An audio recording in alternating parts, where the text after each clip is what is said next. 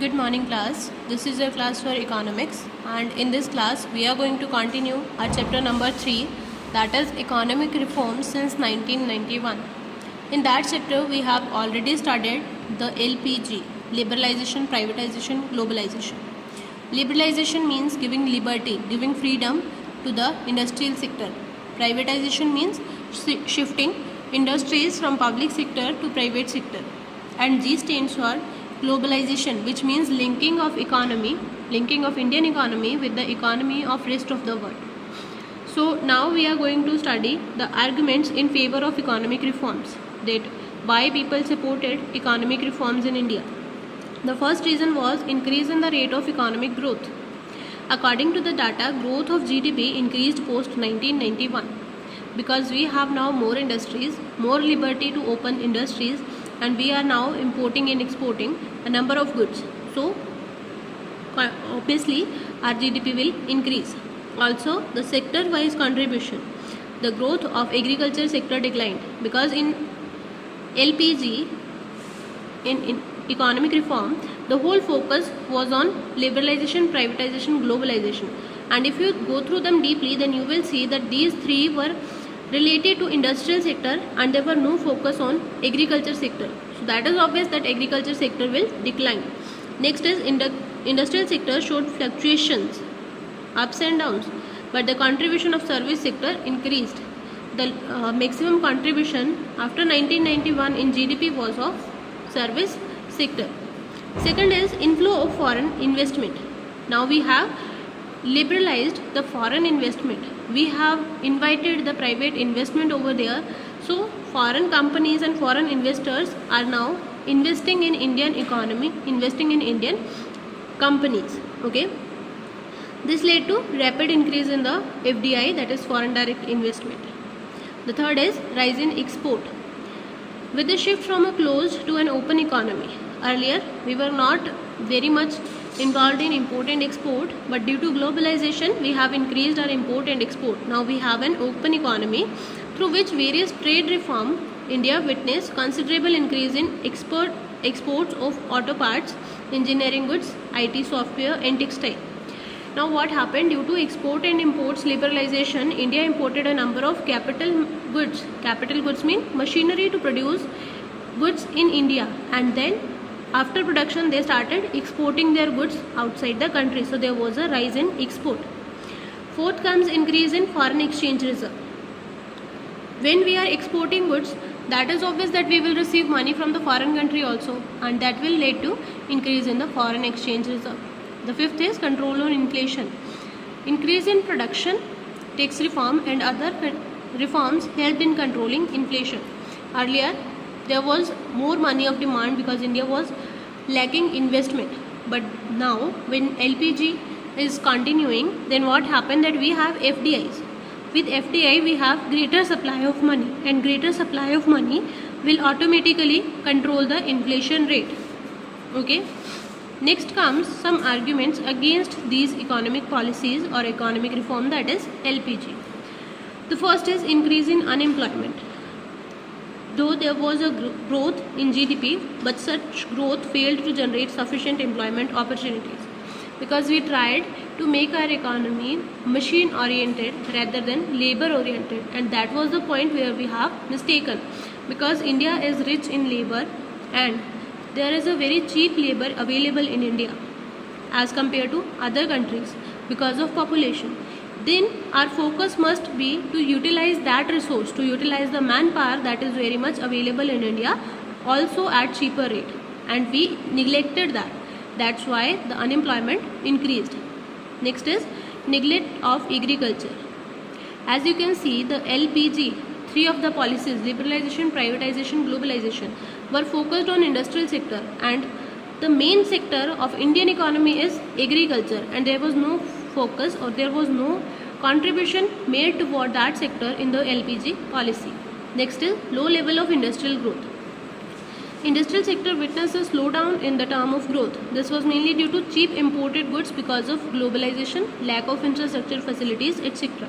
What happened that we have decreased the custom duty, and when we have decreased the custom duty, the import will be cheaper. And when the import is cheaper, people will import more and will purchase goods from the country at very low rate, which will result in slowdown of growth rate of industrial sector. The fourth is disinvestment. According to the great economists or scholars, disinvestment policy, that is removing investment or taking back investment by the government sector and giving that investment opportunity to private sector, was not successful, as the main reason was public sector enterprise were undervalued and sold to private sector. They were not sold for the real value, but they were sold at cheaper rates. The earning of public sector undertaking was used to compensate the shortage of government revenue rather than development of public sector enterprise. Then whatever the loss was there, that was charged from the earnings of public sector enterprise, and then whatever revenue government earned, that was used to compensation rather than development. So disinvestment policy also failed. And other defects were inefficient disinvestment policy and tax policy. We have decreased tax rate very much. That was also a thing that we have done wrong in LPG, because decreasing tax rate will decrease the government revenue and simultaneously it will decrease the development rate in the country. Next is the second generation economic reform. The LPG is the first economic reform. After that there was another economic reform in September 1991, and the name given to it is second generation economic reform. This form of supplementary to initially form introduced during September 1999. They are known as second generation reforms, and these were introduced by Finance Ministry of India in 1999.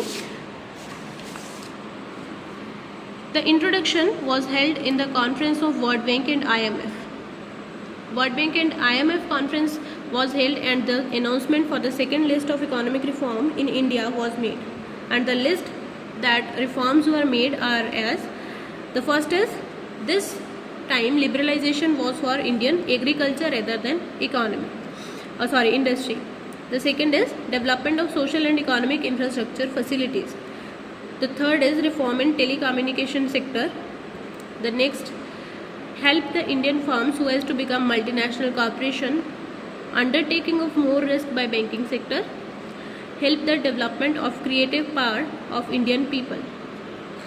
Now if you can clearly, here you can clearly see that the focus was equally on agriculture sector, on telecommunication industry, that is service sector, infrastructure, then on corporation, that is industrial sector, banking service, and as well as developing of skills also.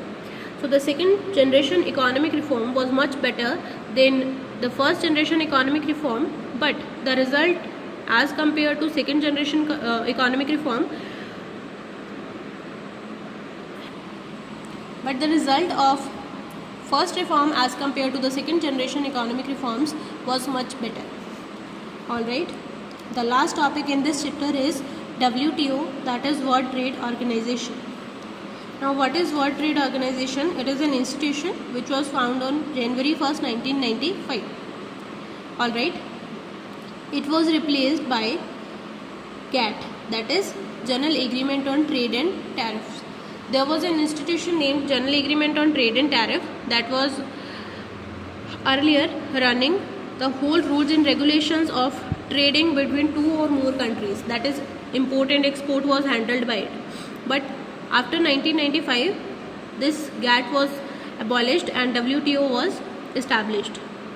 It was established in 1948 with 23 countries and as the Global Trade Organization, GTO, okay, which means earlier name of WTO was GTO, but WTO is a rule based trading regime. Now its member is 164, that is 164 countries are its member. WTO is pursuing the policy of free trade in the world economy. The main target of this is free trade, which means removing import, export, tariffs and taxes. It promotes their competition on international level and remove all type of tariff and non-tariff barriers. What are tariff barriers and non-tariff barriers? Tariff barrier means imposing numeric restriction that you can't import more than this amount or you can't import more than this particular percentage. And non-tariff barrier means imposing some restriction that this particular good can't be imported. This is non-tariff barrier. So WTO was made or established to remove such restrictions. WTO helps in the promotion of exchange of export services and patented good in the world economy. It will help and promote to make export and import more easier. The 6 main objectives of this were to set and enforce rules for international trade, which means all the rules and regulation for international trade will be made by WTO. Next is to provide forum for negotiating and monitoring further trade liberalization. If there is a scope for liberalization, that should be monitored and negotiated by WTO. If there is a trade dispute between two countries, that will be solved by WTO. The next is it will increase the transparency of decision making process. That is, the decision making process by the WTO will be transparent to all the member countries. To cooperate with major international economic institutions involved in global economic management. Yes, this is the important point, that we have to contribute, we have to cooperate with each and every institution which is involved in global economic management system. The last is to help developing countries benefit fully from the global trading system, help them in development. Okay, that was all about WTO, and I hope you like this class. Have a very good day.